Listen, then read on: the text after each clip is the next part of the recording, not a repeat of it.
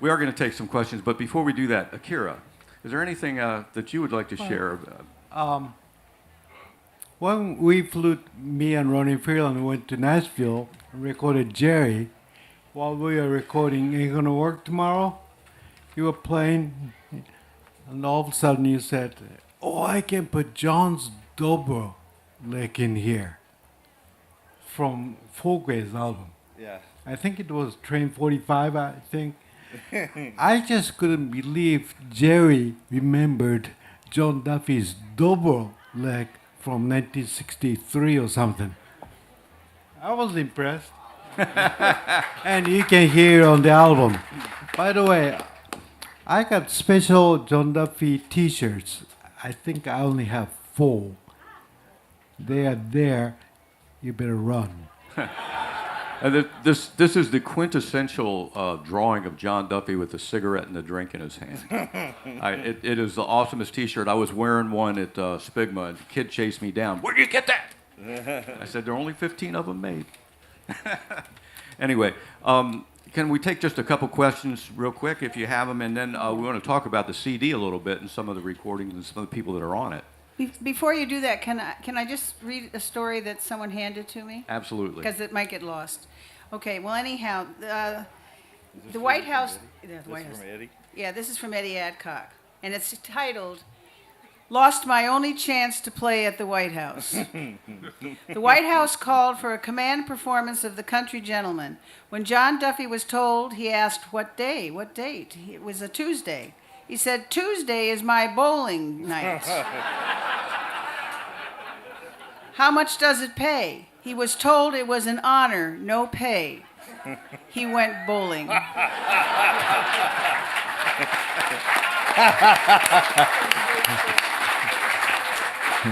That was the equivalent of John Goodman in I don't roll on Shabbos. Over here. Who was the president? Who was president? Probably I thought Carter it or was Nixon. Jimmy Carter, It if was I recall probably correctly. Carter liked bluegrass music. Yeah. Picture in the CD Yeah, it was Carter, wasn't it? was Carter. He didn't like anything.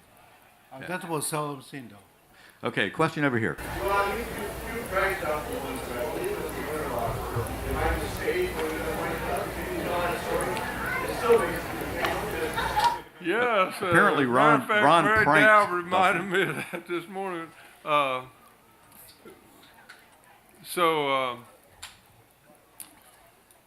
think it might have been the Country Gentleman. Do you remember, Mary? It was the Seldom Scene? Okay, the Seldom Scene was playing on stage, and John had played a bunch of tricks on me in the past. And you know, he was real smart and could think of tricks, and I wasn't. But I thought about it long and hard because I was driven very strongly to think of one. And so I remember the sound men had to be in on this, and there came a time in the show when John just had a great mandolin break, and I knew it was coming, and it went on forever. It was one of those rides he would take. And he got up on the mandolin and he started playing, but the sound men cut off his microphone, and I was backstage playing something else. And they cut on my microphone. And I'll never forget John looking at his hand. And he kept, for a while, certainly it was like, was anybody here when that happened? Because it was, I got him good.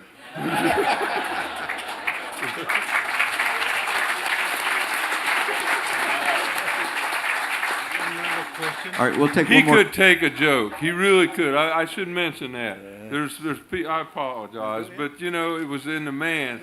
He never played a joke on anybody that couldn't take it. He never did that. He and Monroe got on each other's case all the time, and I never forget the time. I'm sorry I come in this, but Monroe got him good once too, because John was out there playing. He had on a cowboy hat and stuff like he was Bill Monroe, and Bill comes across the stage with a broom. And John says, it's a good thing that man can find janitor work. Let me take one. There's a good picture on the internet. Ralph Stanley is singing here, and John Duffey is singing right here. Bill Monroe was trying to sing, and John's holding Bill's mouth. I'm going to sing tenor to Ralph. That's great. We'll take one more question. I think you had one right there. Did you have a question? Okay, Bill. Oh, God. He likes his voice. I knew that was a mistake. All right, make it quick. Did you inherit John's pants? That's right. That's right. Say it again. Ron had to introduce Bill Monroe one time at Gray Fox. And he came out on the stage and he was really waxing poetic. This man that you were, well, before I tell you that, this is what I have to tell you. Backstage, John Duffey and Bill Monroe were standing there. And Ron gets out and says, when you think of this man I'm about to introduce, you think of the sky, and you think of the woods, and you think of the forest, you think of the family. And Duffey reached out and said, and women! And with that, Ron said, well, if it wasn't for this person that I'm about to introduce, John Duffey wouldn't have done an honest day's work in his life. And backstage, Monroe looks at Duffey and goes, hear what he said? Hear what he said? Hear what he said? Thank you, Bill. All right, one of the things that was mentioned is John was a luthier, and I think one of the most famous legacies is a mandolin called the Duck, and John built 2 or 3? Built 2 of these, and when I first met Akira was playing the Duck mandolin. Number 2. So, Akira, why don't you tell us about the Duck? He built a mandolin for himself when he started the Saddam scene because his old Gibson mandolin was stolen in '69 as he was leaving the gentleman. So when he started the Saddam scene, he didn't have one. So, and he was a luthier, so he decided to make his own. And you see that mandolin on the cover of the Saddam Scene's albums. This one is number 2 that he made for me in '72. Let me just play a little bit. So he made that.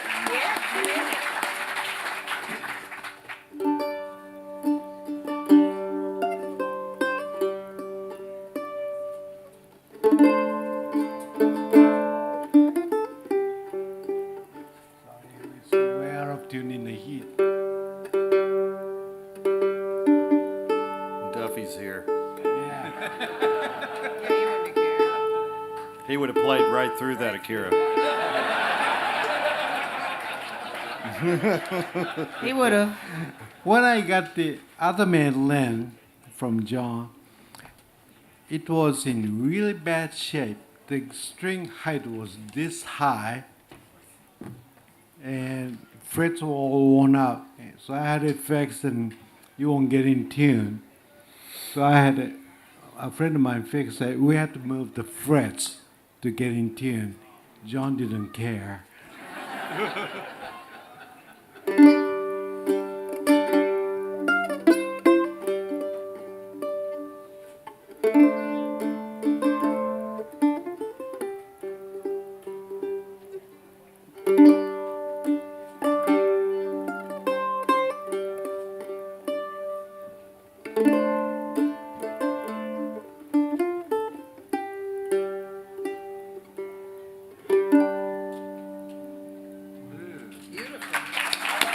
Thank you. Peaceful and beautiful. This is a guy. Didn't miss the damn thing. Well, let's talk a little bit about this Epilogue CD. It was really cool. I remember being at IBMA and Akira telling me what they were doing. And one of the really neat things, there are 53 people playing on this album, and there are some of the real top names in bluegrass. And I thought it was really great that they set up the studio, and Akira would basically go walking down around the IBMA and go, we're doing this project, a tribute to John Duffey. Would you like to be on it? And so many of the great bluegrass musicians enthusiastically said, boy, I would love to be on that. people like Jerry. I mean, that is really cool. You on this album, you got Sam Bush, John Cowan, Ronnie Bowman, Sammy Sheeler, Bela Fleck, Ron Stewart, Dudley Connell, Jimmy a lot of the Goodrow. people from the country gentlemen like Charlie Waller's son and Tom Gray. It's a who's who in bluegrass, and Ronnie and Akira kind of sat down and scoped out what would be good songs to do. Can you tell us anything Sure. about how you decided on what to do? Ronnie was listening to Country Gentleman when he was before 10 years old because his father was running Rebel Records, and he used to go into studio when Gentleman was recording. When I saw him in 1970, Dick Phelan didn't remember some of the things, and he asked Ronnie, "Who was playing mandolin on that tune?" Oh, that was Jimmy Goodrow. Ronnie knew it, and later on, Ronnie became a great recording engineer. So we would scope around the hallway, lobby at the IBMA, and Ron was the first one, gracious enough to record with us. And then we got David Greer, Ron Stewart, James King, great players. Number two, it was easy to get people because they loved John. Number two, these people are top-notch musicians. I didn't have to tell Jerry how to play dobro. I just played that song. He's been mad at you ever since. I didn't have to tell John Cowan how to sing. It was easy. Number three, we didn't have to do any arrangement. When you have a new band, you got to come up with your own style and blah, blah, blah. We just did what Country Gentleman and Salam Sin did. It was an easy job for me. What I think is really cool about some of the tracks on this CD is how the musicians were true to the song and to previous recordings, yet they let their own voices come through as well. I think what you told me about Bela Flex on Sunrise, he played the first couple measures exactly like Eddie, and then the rest was Bela. And I think, Jerry, you did a little bit of that too on some of your breaks. You played like the album, and then what you felt after that. So there's a lot of that in the album. Sam Bush bending strings. And this mandolin was played by most of the mandolin players on there. David Grossman, Mark Baclashian, Jimmy Goodrow, Lou Reed, they played this mandolin, and I thought it was pretty cool. So one of the big issues, this album was recorded mostly in 2003 and 4, and so you're saying it's 2018. What happened? Well, when they were getting these tracks, the brains behind this, Ronnie and Akira, and of course Ronnie, I think, is the silent mind behind this, going, Akira, I think we should try somebody else on that. And so they try another person doing something and see what kind of chemistry came out of it. So when they got all this stuff done, they had a ton of tracks. I mean, lots and lots of tracks. And so they had to sift through all kinds of things to get the right chemistry for what was going on. And Ronnie mixed and mixed and mixed, and that was some of the joy that I got. I've been going to Akira's house for many years, and he's just bluegrass history in a box right here. I learn so much every time I go there. But we'd listen to these tracks and say, what do you think of that? And I was like, ooh, this is great. Can't wait till it comes out. So unfortunately in all this, he mentioned Ronnie died in 2014. And then there were some estate issues, and it took a while to get this out.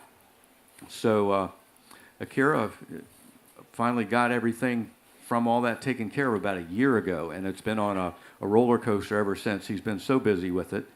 And he hooked up with Smithsonian Folkways, which has a great poetic justice to it because that's where John and the Country Gentleman recorded on a Folkways. So it finally came out June 22nd, and it's been sent to a lot of people, and man, I'm hearing the greatest things about it. If you got here early enough, we were playing that when everybody walked in, a bunch of the tracks. So, Akira, tell us about what are your favorite parts of the project? What resonates with you? Believe or not, recording David Grisman, Sam Bush, Kenny Smith, it's so much fun because they know what to play. They play right. Jay Douglas, I mean, Not so much. I'm just, in the studio control room. I'm just. I used to say, Ronnie Freeland and I say pick a song, and he would say, let's do this. I would go, I hate that song. And he would say, okay, how's about this? Okay, that'll be a good tune. What should we get? How's about so and so? Okay, that'll be great. Who's gonna sing tenor? How's about this person? Oh, that'll be cool. I had never heard them sing together, but I bet they will sound great. James King was singing Going to the Races. Going to the Races was the first song that Country Gentleman recorded in like 58 or something. And James King is kind of like Stanley Brothers sound, so it's a Carter Stanley song, so that'll fit. But we put a little bit of Seldom Seen by using Lou Reed on tenor. We put a little bit of Country Gentleman by having Eddie Adcock singing baritone. And banjo, Ron Stewart, he killed it. He nailed it. I was in the studio for the first time hearing Ron Stewart. It's like, oh my God. And funny thing is, Ron is with the Seldom Seen now, playing banjo, not the fiddle. I'm not too crazy about the fiddle. We didn't use fiddle on this album at all. I think Duffy probably would have liked that you didn't. I'm sorry? I think Duffy might have liked that you didn't. John, Country Gentleman tried to get fiddle player like Carl Nelson, but somehow Ricky was there for a long time, but that was after John left. Seldom Seen used Ricky on Rider and a few other songs, but Seldom Seen was just, dobro, banjo, mandolin. That'd be Ricky Skaggs. Ricky took up a lot of he sort of modeled his MC work after John Duffey's. Yeah. I remember playing the Birchmere one night, and for some reason Ricky asked if anybody out there had a bologna sandwich, and no one did. But we played a Food Town gig one time. Boone Creek did, but he had so many John, inflections that he would start picking on somebody and just hammer them all night long. Not not in a bad way. But we were playing a Food Town opening and it started to rain. We were on a flatbed truck. This is also glamorous. But we were also it was also the day that we were supposed to sign a record deal with RSO Records, who at the time was going to either pick Boone Creek or Kansas. They made the right choice, but we couldn't play on the flatbed truck, so we set up on each side of the doors going in and out of the. Half the band on one side, and Ricky was stopping people and looking in their bags on the way out of the supermarket. And it was something Duffy would have done. Yeah. So, sorry. That's okay. That's great. One other thing I want to mention about this project is the great thing about Folkways, Smithsonian Folkways, is the liner notes. Any of you fans of old albums and CDs that actually had good liner notes, this has a 44-page booklet in it. And it's fantastic. Akira has written a couple of pages with some really interesting insights. Katie Daly wrote some liner notes. Where is she? Is Katie here? Katie? She should be. Oh, Oh, she's emceeing. Well, she's that's always good. so busy. But Katie wrote some great liner notes, and she was a huge fan of the Seldom Seen. back in the day, and she had a radio show. But on the liner notes, it meant so much to me when Akira and I would listen to this, and he would point out to me the lick that somebody played on this particular song, and he actually conveyed probably some of that into the person that wrote the liner notes. And it's really neat to read all the liner notes. So those of you that enjoy that kind of thing, you'll really enjoy this one. It's really, really good. Dudley Connell wrote How It Is to Be on the Road with John. And he could have said John was a super nice guy. He was a great tenor singer. No, he went one step more, a little too extreme. When I read what Dudley wrote, I'm like, oh my God, I'm pretty sure Folkways was saying no. Dudley wanted you to know how extreme John was, and you have to read it. Excellent. We're getting short on time here. I'd like to ask each of the people up here, we've got like 2 minutes or less each, but if you said you had 3 top stories. Maybe your second one I would like to hear. And if You think I can count to 3? Let me check with Trigger. Or talk in 2 minutes. So I'd like, There goes and then my I'll turn. get to Kitsy and Jerry and give Akira the last word. So one time we were playing a festival that had a swimming pool off to the side of the stage. And John had become particularly playful, but a lot of people that play bluegrass music don't like to be interrupted. And I don't blame them. I'm not saying, but that was not, John didn't care. The more uninterrupted they wanted to be, the more John wanted to do something. And so he finally got just frustrated. And he told me, we were talking, he said, the thing I like about you is you don't care if I mess up your show. And I thought, first of all, you can't mess up my show, John. We've never had a set list. We don't use monitors. We wouldn't even know if you messed it up. We can't hear this stuff. And so he got real playful, and it was so much fun because I'd be playing the mandolin, he'd be doing the finger stuff, and just run off and off stage. And I couldn't think of anything, and finally I did. And I went over to the swimming pool where they had one of these things that they pull people out of for drowning, and it was about 20 feet long.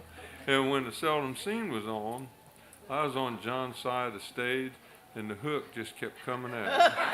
Just feeding it out about 6 inches at a time. And I was behind where John couldn't see it, just kept feeding it out. And finally, I knew when the mandolin break was coming, and he walked up to the mic, and I got it around his neck and pulled him all the way off stage. And for a minute, I thought he was mad, but John didn't have any mad in him. I loved him for that.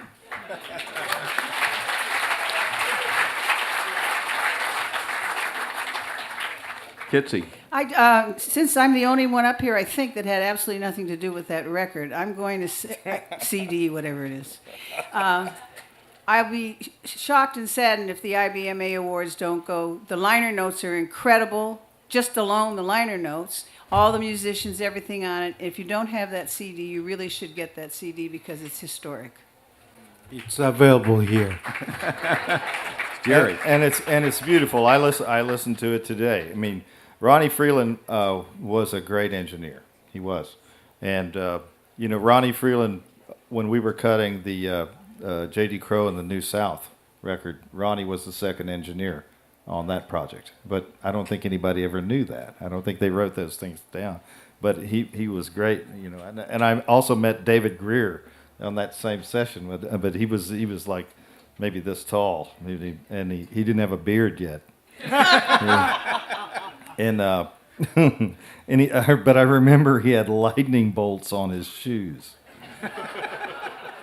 Go figure. Okay, I got this story that John told me, and it's really awful. But it's a John story, and it's gonna ruin this whole thing.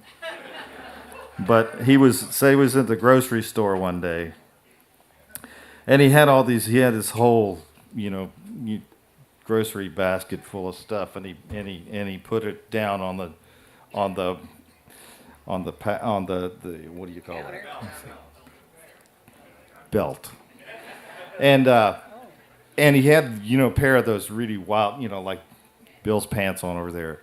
He had a pair of those on, and he you know, he was you know, past 60 years old, and he felt, he had this feeling that he needed to pass gas.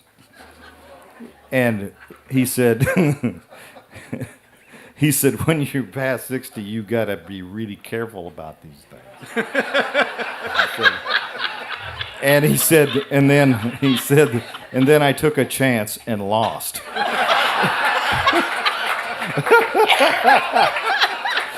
And he said, but he said he was standing there and he could feel, you know, this terrible feeling down his leg, and he's shooting, and he was, and this is John telling, and he said, and then to add insult to injury, a fella comes walking up to him and says, "Aren't you John Duffey?"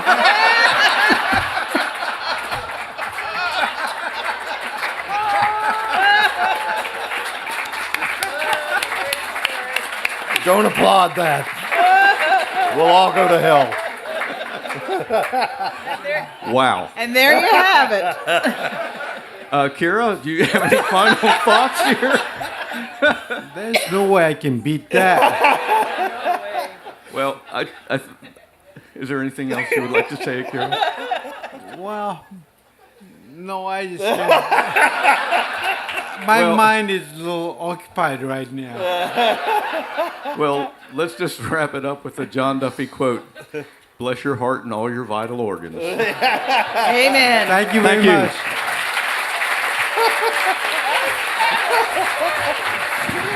Thanks so much to Tim, to Ron, Akira, and the Queen of Bluegrass, Kitsy, Kuykendall, and Jerry Douglas for a great discussion about John Duffey. The album is called Epilogue, a tribute to John Duffey. It's on the Smithsonian label.